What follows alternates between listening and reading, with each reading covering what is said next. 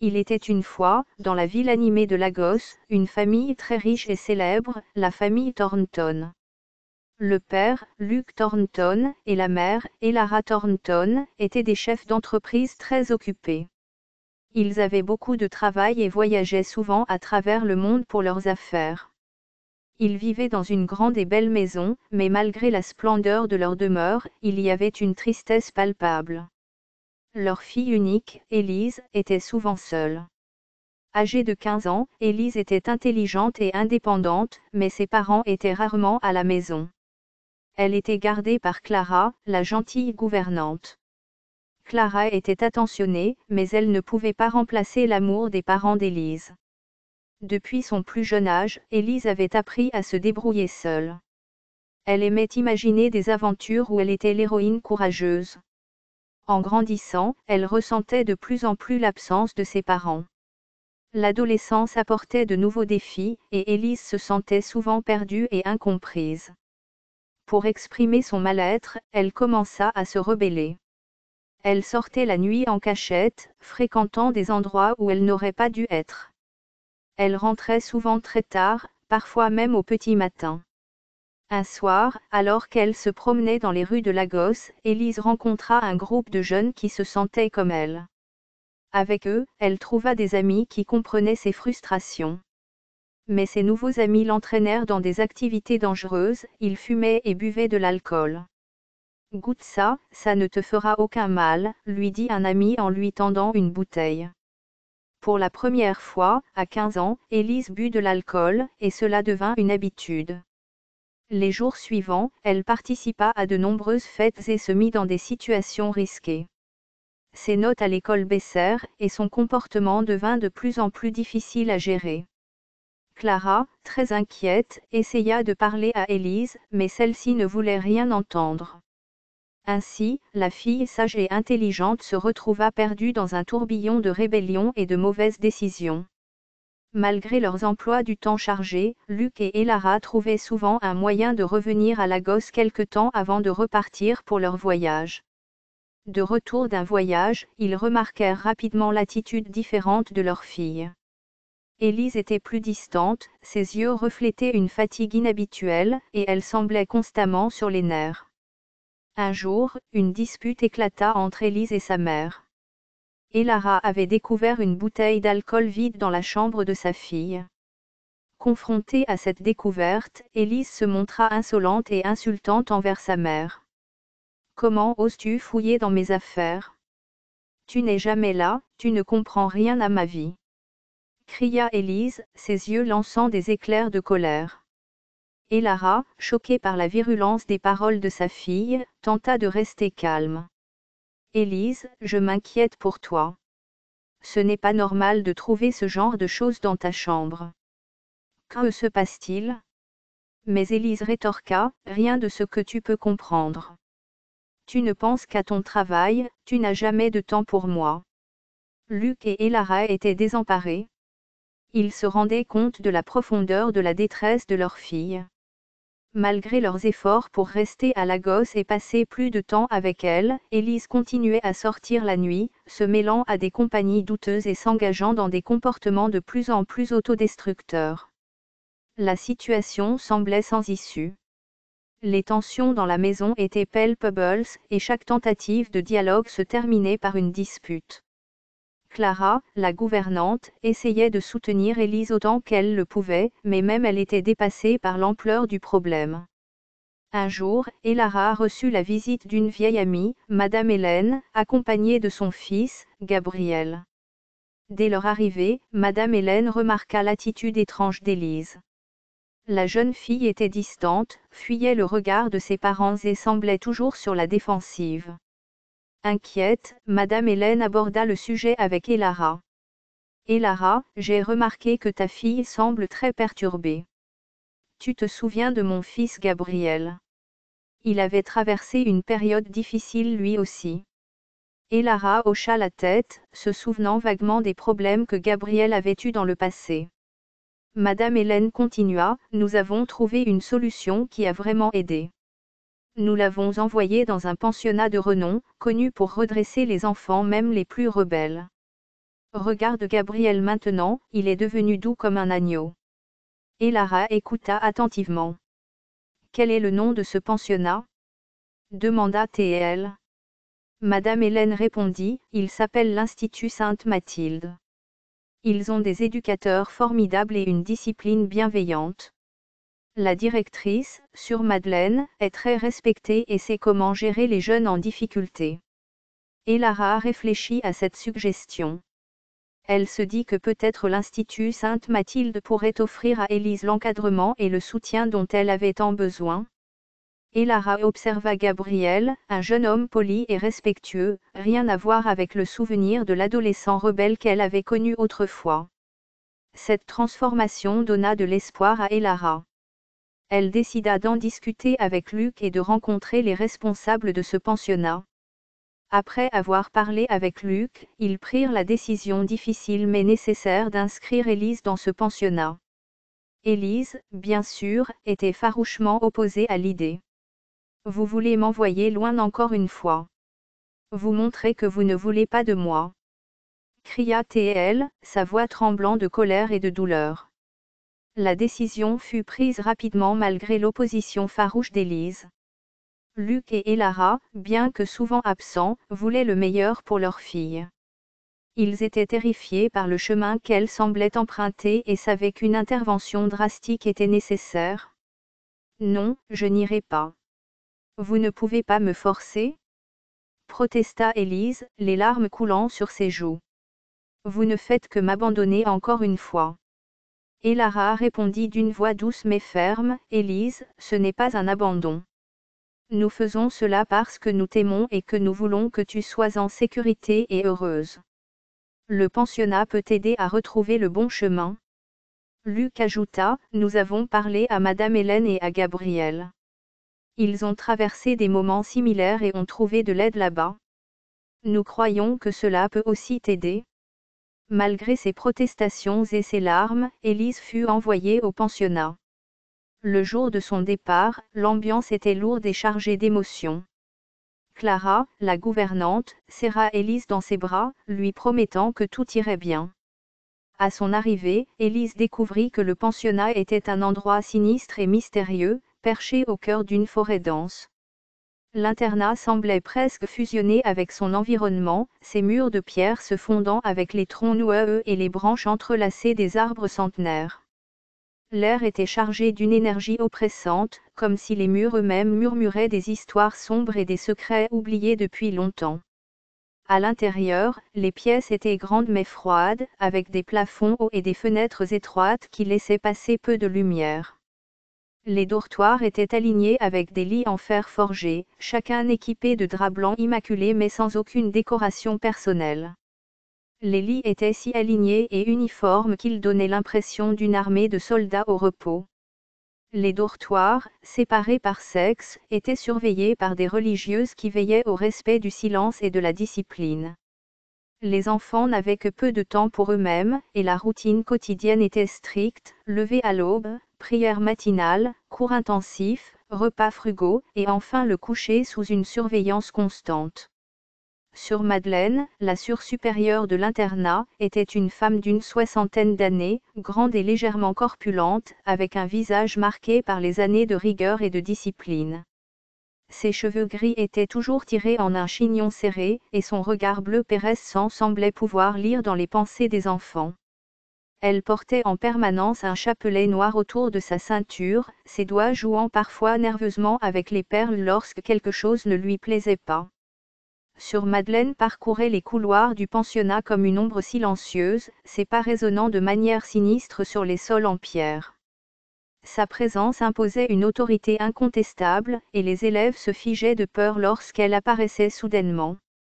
Elle était connue pour sa discipline stricte et ses punitions sévères. Un simple regard de sa part suffisait à réduire au silence même les plus récalcitrants. Le jour de l'arrivée d'Élise à l'internat était comme un ballet macabre où les parents venaient, chacun à leur tour, laisser leurs enfants. Certains manifestaient des attitudes rebelles, se débattant contre l'idée d'être laissés dans un endroit si austère. D'autres étaient terrifiés, agrippant désespérément les vêtements de leurs parents, leurs yeux remplis de larmes et de peur. Les parents, eux, étaient une combinaison de soulagement et de culpabilité, soulagés de pouvoir enfin trouver un endroit où leurs enfants pourraient être pris en charge et redressés, mais coupables de devoir les abandonner dans un lieu si rigide. Les religieuses, quant à elles, se tenaient en rang, accueillant chaque famille avec une politesse distante, guidant les nouveaux arrivants vers leurs dortoirs respectifs. Alors que les parents d'Élise échangeaient quelques mots rapides avec Sœur Madeleine, Élise ressentit une bouffée de colère et d'impuissance. Ils étaient en train de la laisser dans cet endroit froid et étranger, sous la surveillance d'une femme qui n'avait aucun amour ni compassion dans le regard. Les présentations terminées, Sœur Madeleine conduisit Élise à son dortoir, lui expliquant les règles strictes en vigueur. Élise comprit rapidement qu'ici, toute forme de rébellion serait immédiatement réprimée. Sœur Madeleine s'arrêta devant un lit, désignant du menton l'endroit où Élise devait déposer ses affaires. « Voici ton lit. Les prières du soir commencent dans 1 heure. Sois prête, dit-elle d'une voix glaciale avant de tourner les talons et de repartir dans les couloirs. » Élise s'assit sur le bord de son lit, le cœur lourd. Elle regarda autour d'elle, les autres enfants évitaient soigneusement son regard. Elle savait que son séjour ici ne serait pas facile. La première nuit d'Élise au pensionnat fut longue et difficile. Après la prière du soir, les lumières s'éteignirent, plongeant le dortoir dans une obscurité totale. Le silence était seulement interrompu par les soupirs étouffés et les chuchotements des autres enfants. Élise se tourna et se retourna dans son lit, l'inconfort du matelas dur accentuant son malaise. Chaque grincement de lit, chaque respiration bruyante de ses camarades lui rappelait combien elle était loin de chez elle. Alors qu'elle luttait pour trouver le sommeil, son esprit était envahi par des souvenirs de sa vie à l'axe et des visages de ses parents. Le pensionnat, avec ses murs froids et ses couloirs sombres, était un monde à part. Les heures passaient lentement, et Élise commença à se demander si elle ne pourrait jamais s'habituer à cet endroit. Le lendemain matin, Élise fut brutalement arrachée de son sommeil par des cris perçants. Elle se redressa d'un coup, son cœur battant à tout rompre. Les cris provenaient du fond du dortoir. Elle se tourna et vit une scène qui la glaça d'effroi. Lila, la plus jeune fille de l'internat, peut-être âgée de 10 ans, était agenouillée au pied de son lit, les mains agrippées à ses draps, pleurant et suppliant. Sœur Madeleine se tenait derrière elle, une expression impassible sur le visage, tenant un fouet de cuir dans ses mains. Les autres enfants regardèrent la scène avec des yeux écarquillés, certains cachant leur visage, d'autres détournant le regard. « Tu oses enfreindre les règles, même après les avertissements » dit Sœur Madeleine d'une voix froide et autoritaire. Il est temps d'apprendre les conséquences de la désobéissance. Élise voulut crier, vouloir arrêter ce qui se passait, mais elle se retrouva pétrifiée par la peur. Les cris de la petite Lila résonnaient dans le dortoir, chaque coup de fouet marquant une nouvelle vague de douleur et de désespoir. Les pleurs de la fillette s'intensifiaient, et Élise sentit des larmes couler sur ses propres joues, incapable de supporter la cruauté de la scène. Sœur Madeleine, implacable, continua jusqu'à ce que Lila soit incapable de crier, ses sanglots se transformant en gémissements étouffés.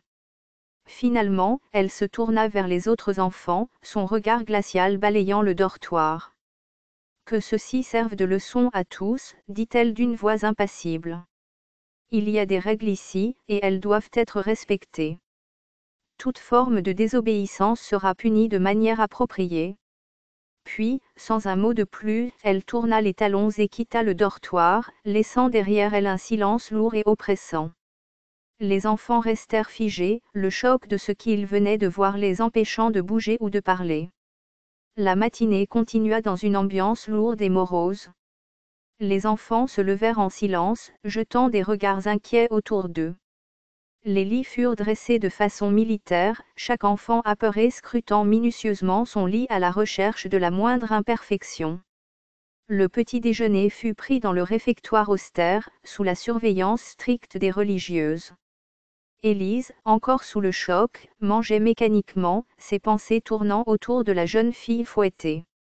Sœur Madeleine passait entre les tables, son regard perçant inspectant chaque élève. Élise se fit la promesse intérieure de ne jamais donner à Sœur Madeleine une raison de la punir de la même manière. La matinée continua dans une ambiance lourde et morose. Les enfants marchaient en file indienne, se dirigeant vers leur salle de classe. Les murs gris et les fenêtres étroites ne laissaient entrer qu'une faible lumière, renforçant l'atmosphère sinistre du pensionnat.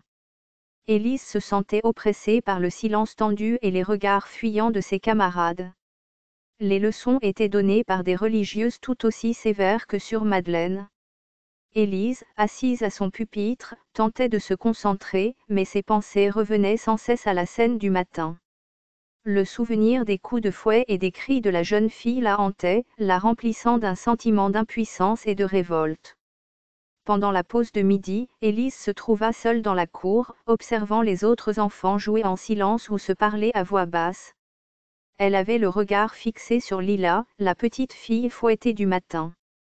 Tous les élèves semblaient l'éviter, terrifiés à l'idée de s'approcher d'elle pour lui offrir un moindre réconfort.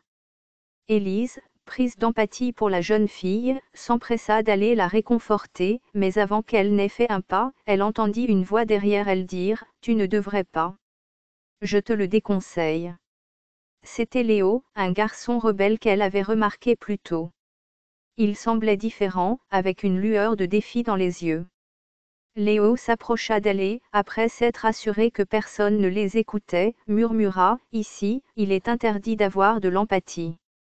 Si tu manifestes de la pitié pour elle, tu finiras comme ces enfants qui ont séjourné dans la pièce d'en bas. » Élise leva un sourcil intrigué. « Quelle pièce d'en bas ?» Léo jeta encore un coup d'œil autour de lui avant de répondre « Il y a des rumeurs, des histoires sur des enfants qui sont allés dans la pièce d'en bas. Personne ne sait vraiment ce qui s'y passe. Beaucoup d'enfants y sont allés et ne sont plus jamais revenus. Personne ne sait ce qui leur est arrivé. Ceux qui ont eu la chance de revenir n'ont plus jamais été les mêmes. La preuve, regarde autour de toi. » Élise regarda autour d'elle et vit les têtes effrayées des enfants. Ils étaient comme lobotomisés, obéissant mécaniquement aux moindres faits et gestes. « Mais ce n'est pas tout, » poursuivit Léo. « La nuit, des bruits étranges viennent de la pièce d'en bas. Certains disent que les religieuses pratiquent des rituels sombres. » Élise sentit un frisson glacé descendre le long de sa colonne vertébrale.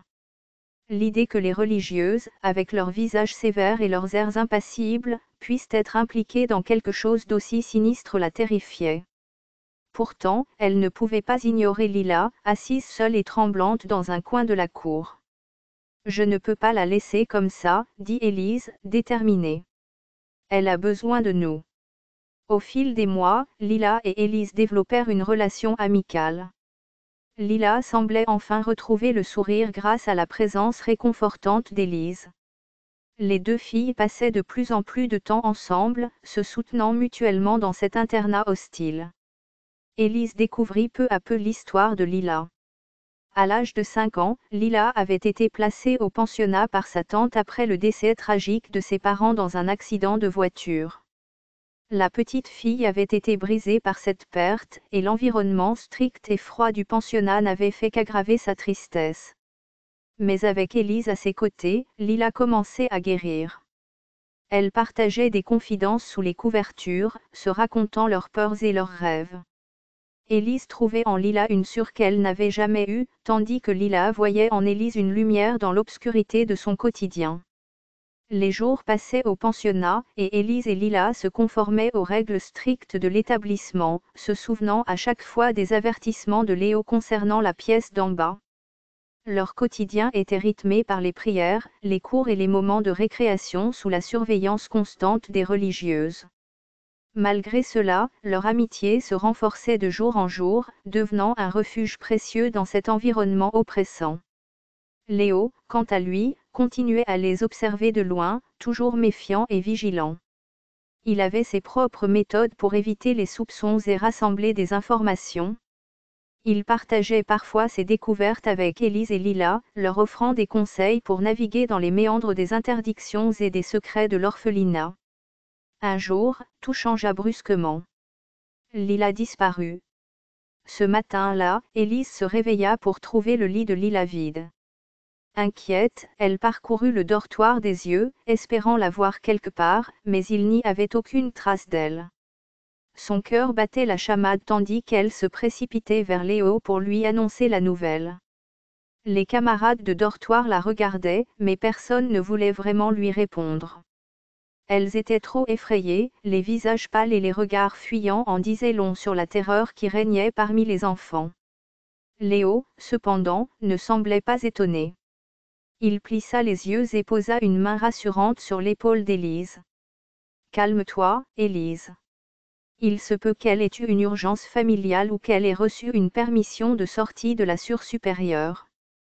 Attendons quelques jours pour voir si elle revient. » Élise acquiesça, bien que l'inquiétude la rongeait toujours. Elle se raccrocha à l'espoir que Léo avait raison, que Lila reviendrait bientôt. Les jours passèrent, et avec eux, l'espoir s'amenuisa.